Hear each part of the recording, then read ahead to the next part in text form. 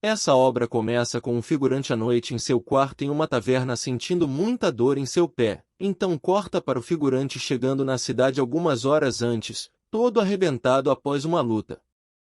Finalmente uma vila, eu estou salvo, ele disse, enquanto reclama que sabia que os lobos negros andavam em grupos mas não achava que eram tantos assim.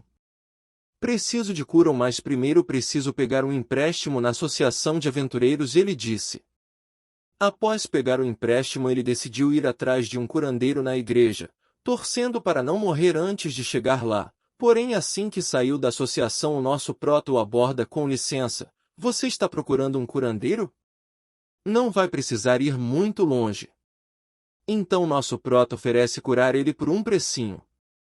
Então me mostra sua licença, disse o figurante desconfiando daquela conversa.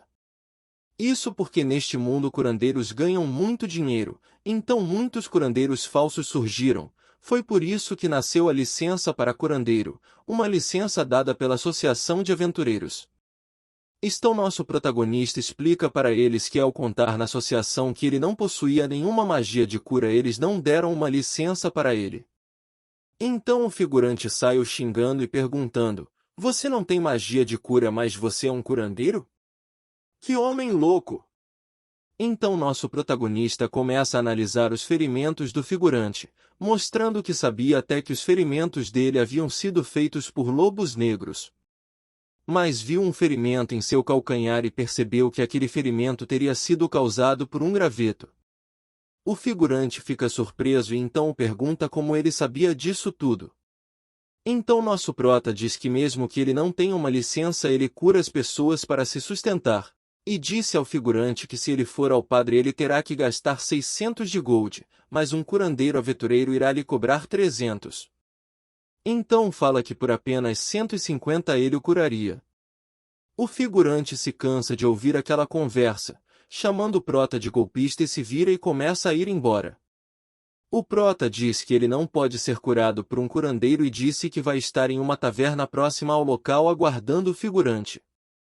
Então corta para o figurante na igreja sendo curado e após isso o padre lhe cobra 620 gold.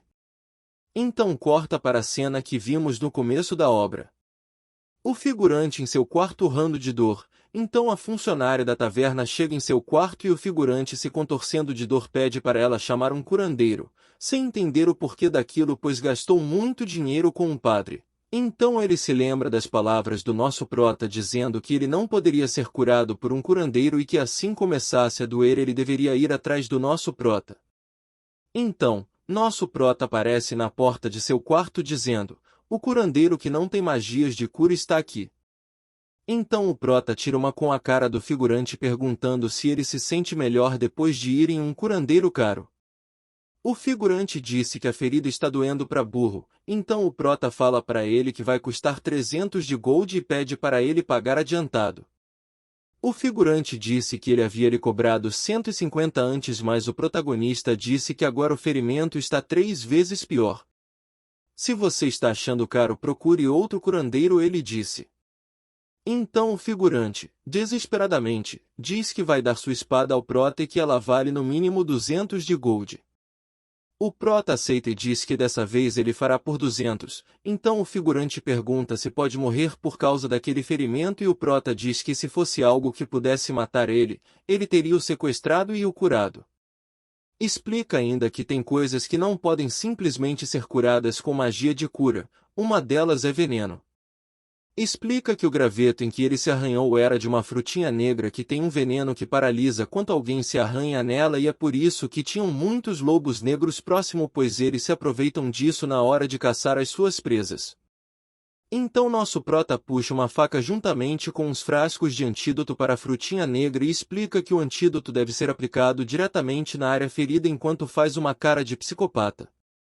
O prota lembra o figurante de que não sabe fazer magias de cura então não vai ter outro jeito, disse que também não tem nenhum anestésico então ele pode gritar o tanto que ele quiser, que vai ser pior se ele se mover. Disse que praticar cura é normal para um curandeiro, mas ele não é um curandeiro normal então ele pode fazer o que lhe der na telha.